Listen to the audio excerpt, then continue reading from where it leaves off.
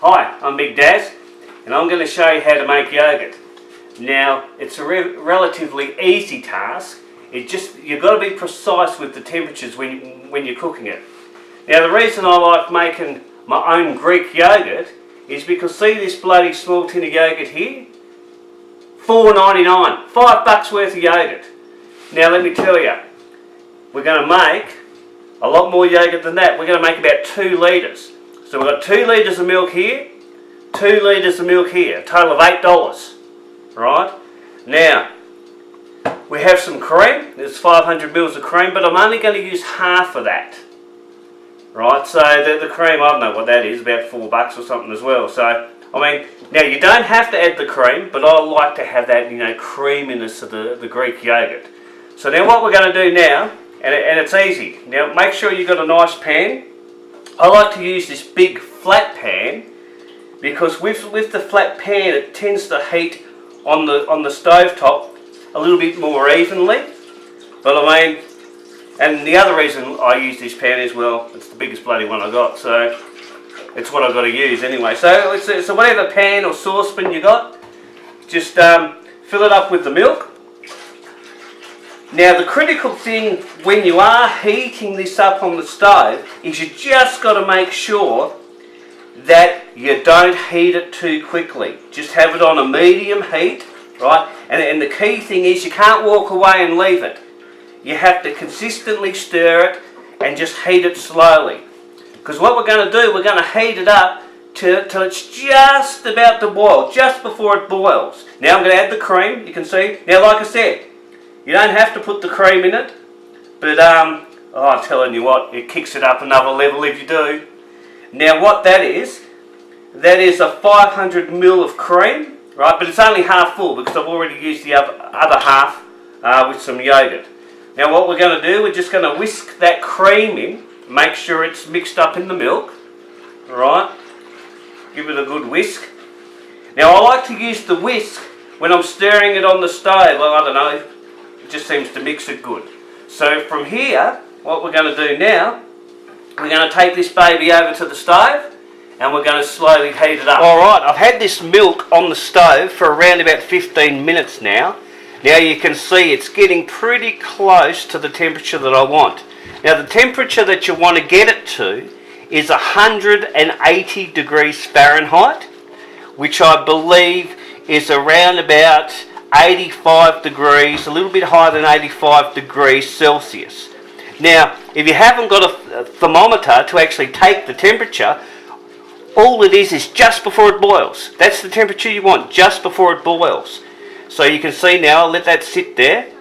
You can see the steam rising off. She's pretty close to getting to the temperature that I want.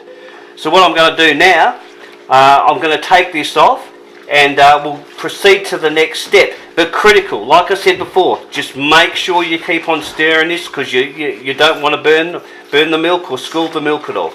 Alright, I'll see you when I take it off the stove. Alright, so here we are. We've got it off the stove. Now, this is where you just got to wait for a while. Because what you want to do, you want to wait for the milk to cool down until it gets down to 110 degrees Fahrenheit. Now 110 degrees Fahrenheit by my trusty thermometer here is around about 40 degrees Celsius. Right, so that's like a lukewarm temperature.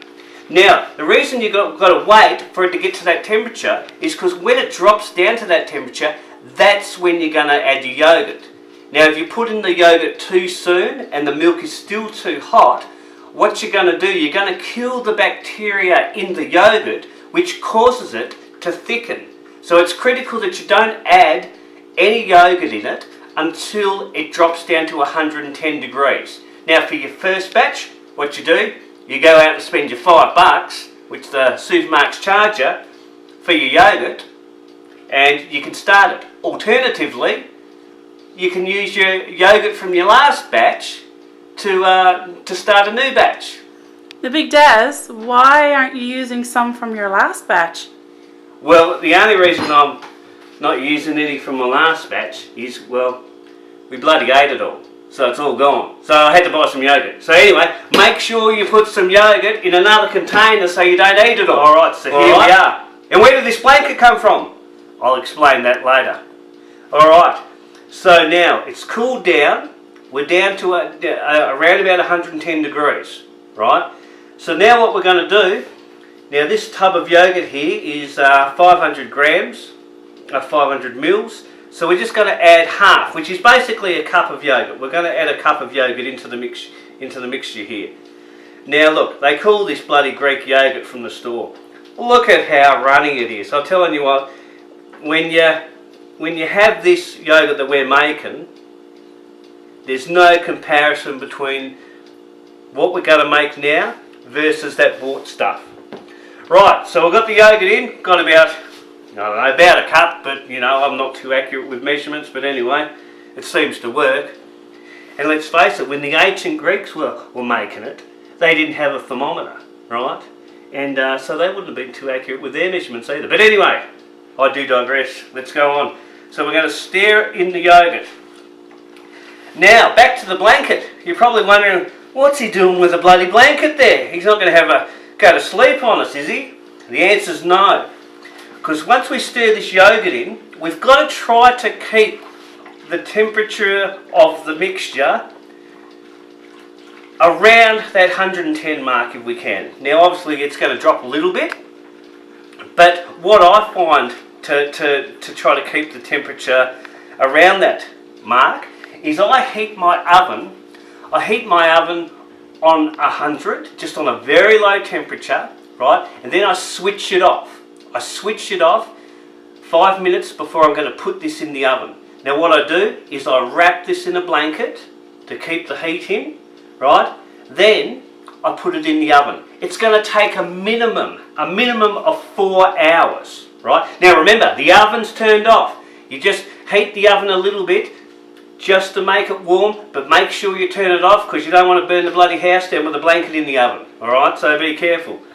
So anyway, so it's going to take at least 4 hours to thicken. Now if you do it at night, sometimes what I do it at night, around 10 or 11 o'clock at night, and I just leave it overnight, and then it's ready for the next stage in the morning. Now like I said, this is not a hard process. There's just a few different steps, and you've got to be try to be reasonably accurate with your temperatures. Now I've stirred all that yogurt in. It's looking quite good.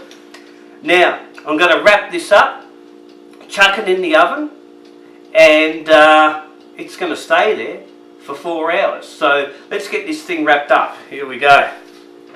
So I'll just put that over there. We'll get my lid. Where's my bloody lid gone? There it is. Alright, so I've got my lid. Now what I'm going to do, we're just going to put this baby to bed. Alright, and here we go. We'll wrap her up nice and tight. Now, this little darling's going to go to bed for at least 4 hours. Maybe a bit longer, but we'll see how we go. And then I'll be back with the next step. And you know what, it does take a little while, but we're getting there. And you will not look back once you make your own yogurt. Alright, so we have this little package out of the oven now. So it's actually been in there for 6 hours because I got caught up making dinner and everything. So we'll open it up and we'll see how it turned out. So here we go. Off with the blanket. Look at that. Oh my goodness, here we go. I'm just hoping it's set, otherwise it'll make a fool of me. Here we go, get ready. Voila! Have a look at that. Now you can see, look how that's set. Now see how there's a little bit of a skin on the top? Now there's nothing wrong with that skin, but personally, I like to peel it off. Right, so what I do, I get a spatula like this, right, and I just work my way through it, and I just slowly peel it off like that, right? It's up to you. You can keep it. It's not going to hurt you at all. But personally, I like to get rid of it. Mind you, I like to get rid of it, and then even though I get rid of it, I eat it. So anyway, now so what we're going to do once I get rid of that skin, I have a bowl here. Let me show you this. So I have a bowl here, right? Then I have a strainer and I have a sheet that I've cut up into a square, which I'm going to put in the middle like this, right? Because what we want to do now, we want to strain off the whey from the yogurt, right? And the whey will end up in the middle bowl on the bottom. Now, the longer you strain your whey, the thicker your yogurt will be. So if you like your yogurt really thick, strain it for about 8 hours, right? Now, if your yogurt gets too thick and you think, oh gee, it's way too thick, I'd like it a bit thinner, you can always tip a little bit more whey into it and mix it through. So we put 4 litres of milk in total in this, and when the whey's straight off, we'll probably end up with about 2.5 litres of yogurt, right? So anyway, here's what we're going to do. We're going to tip it into here, and once we tip it into here, it goes into the fridge for, well, you put it in overnight. When you wake up in the morning, you've got nice thick yogurt. It's up to you how long you want to strain it for. You can have a look at the yogurt. If it's the consistency you want, take it out, take it out and put it into the bowl. But that'll be our next step, which I'll show you. But I like to leave mine from anywhere to 6 to 8 hours because I like really thick yogurt. So I'm going to pour this in here now, and we'll have a look what it looks like in about 8 hours time. Alright, talk to you soon.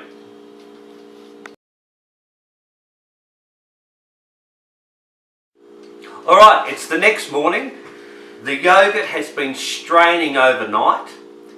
Now it's been around about 8 or 9 hours.